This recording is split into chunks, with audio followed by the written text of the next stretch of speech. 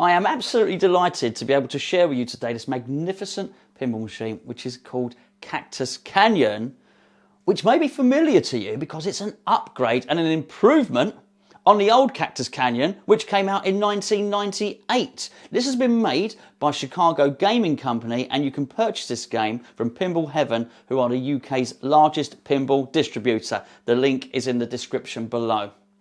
This game is fantastic, and I actually do think that what Chicago Gaming Company have done with this is absolutely amazing. You'll all be aware of the classics, and Chicago Gaming Company themselves have remade a few of them. I'm talking about Monster Bash, Attack from Mars, Medieval Madness, but what I think they've done with this particular game is they have refreshed it and they've given it a new lease of life, which I think will stand the test of time, and you will be looking at this machine alongside those absolutely magnificent Bally Williams classics. The premise behind the game is fun. The game is full of charisma, and what you have to do is you have to go and clean up an old Wild West town. It tells you everything you need to do on the playfield. You start off as a stranger, you become partner, deputy, sheriff, and if you manage to get near to the end of the game, you will be operating as a marshal. There's all form of villainous skullduggery going on in this game. There are gunfights, gunslinging, duels. There are maidens who are tied to a railway track who need to be rescued. And actually, there's something we discuss many times on these videos, which is a pinball moment. This game has, I think, 3 major pinball moments. One of them is the mine shaft, where you lock the ball in to get the multi-ball. Another one is the train, a mechanical marvel which travels across the playfield. And let's not forget the animated cowboy at the back, Bart, who is not to be meddled with unless you're going to hit him with a steel pinball, of course. There's something when I first saw this game, which were the 2 revolvers at the front. Whilst they look very nice, I thought maybe they'll get in your way when you're looking at it. Maybe they'll obscure the view of the ball travelling around the playfield. They really don't. They really add to what is an absolutely beautiful game. What we'll do now is we'll talk you through a few of the shots. We'll have a little tour of the playfield, and what we'll do is then maybe show you a little bit of gameplay. But I really do think that this is going to be a massive hit, another one for Chicago Gaming Company, who really don't seem to get an awful lot wrong. Let's have a look. The first thing you'll notice about this machine is the wonderful artwork on the cabinet. Really is very colourful, and they've certainly tapped into that sort of Western theme, that Western vibe that it has about it. In fact, I would say all the artwork and everything on this machine just screams fun, and that is what you're getting with here. But don't be fooled. This is no gimmick. Everything on this game has been precision engineered. So even this mechanism of the plunger there, it's so well built. There are a lot of games where there might be some cheap, tacky plastic parts that are used in the manufacturing. Not on these games, far from it.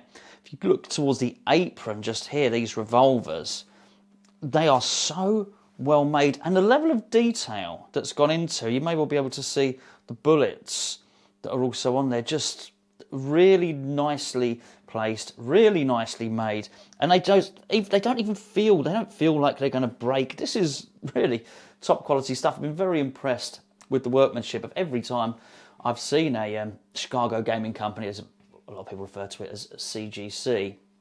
Always been very impressed with what they do. If we just take a little look at the playfield now as well, I like there's a simplistic sort of old school way of charting your progress through the game, which can be seen by the lights. And I may have mentioned earlier the lights, the yellow lights that are flashing at the bottom there, obviously stranger, partner, deputy, sheriff, marshal. I've not managed to get to marshal just yet, but I've certainly had some quite epic encounters on here. I'll often discuss during games, a really good game will create a little bit of drama.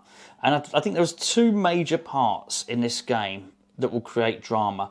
The first one is Polly, who you may well see in the centre of the playfield there, manages to get herself in all manner of trouble and manages to get herself tied to a train track. And at the time when the train is heading towards her, your job is to rescue her. And what makes it really nerve-wracking is the train actually physically travels across the playfield to remind you of just how imminent the danger is. It's great fun, but it does bring a sense of urgency to your shots. The shots, you always know what to hit because each individual shot is lit, telling you what shot to hit to save Polly. The second part of the game, which creates real drama, is when you get into a gunfight. Now, the gunfight will be announced on this fantastic screen. It's an LCD screen, but it looks like a dot matrix. They've had to rework so many of the animations for that screen, but we'll get back to that in just a second. The gunfight itself, the ball will travel down one of the in lanes, and a post will pop up and lock the ball. Okay, son, let's gunfight.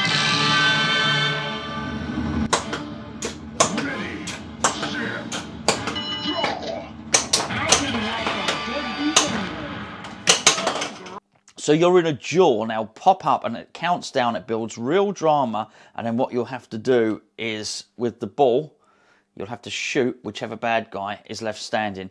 There's a random aspect to it, which I think sort of breaks up the linear aspect that you get with an awful lot of games.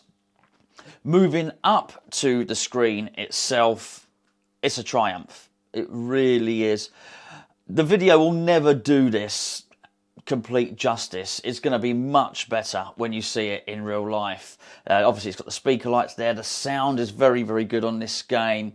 And, of course, you have the wonderful back glass translight there.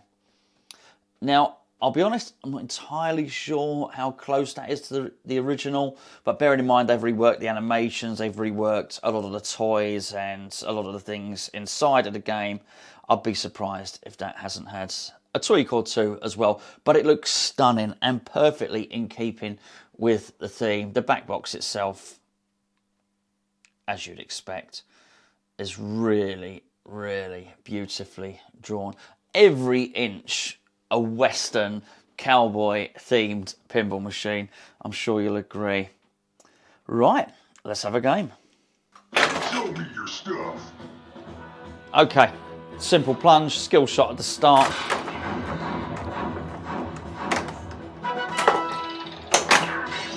You might have seen the beer keg popping up then.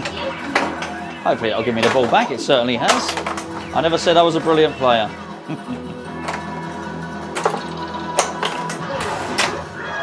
Great, satisfying ramp there. Big Bart, who I just hit there.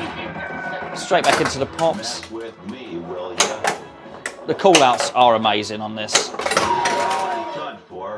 Certainly matches the humour of the big games. Okay, I've got a gunfight lit now.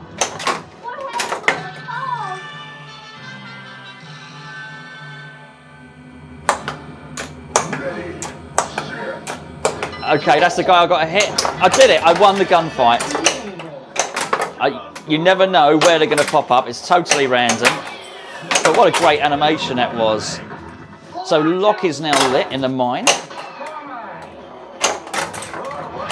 I don't know if you noticed that. So actually the orbit is not actually where the orbit would normally be for the reasons that I said earlier. It's just inside of that main right orbit there. A really rewarding ramp, that.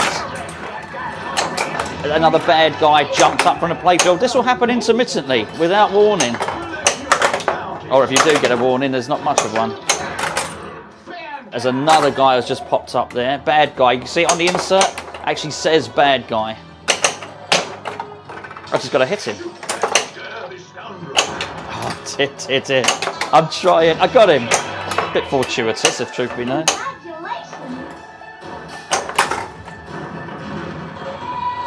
I think that's a great animation when it goes into the mine shaft there. So that's one ball locked. So I've been challenged now, and I've collected a bounty. And you may well see from the playfield, this is what I was mentioning earlier, I'm actually up to deputy now. So I'm progressing, been promoted if you like, progressing quite nicely. Not a lot I could do about that one.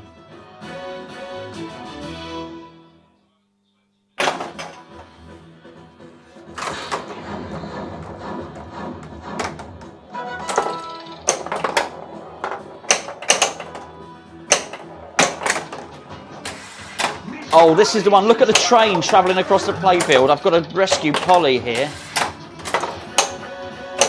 Oh, no. Oh, I almost lost that ball there. This is great fun, folks. Oh, I actually need the shot. This is the shot it wants me to hit. And the train, you'll probably see from the animations as well, as the train is hurtling towards Polly.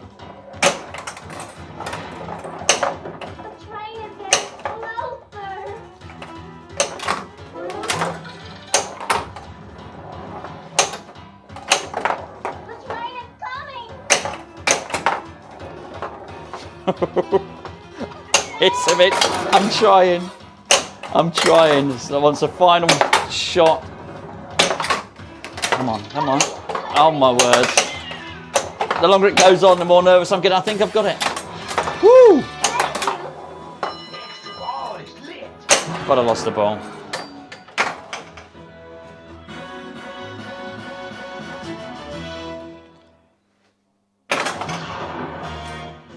Okay. It's given me the option of an extra ball, which is in the scoop there, as you may well see.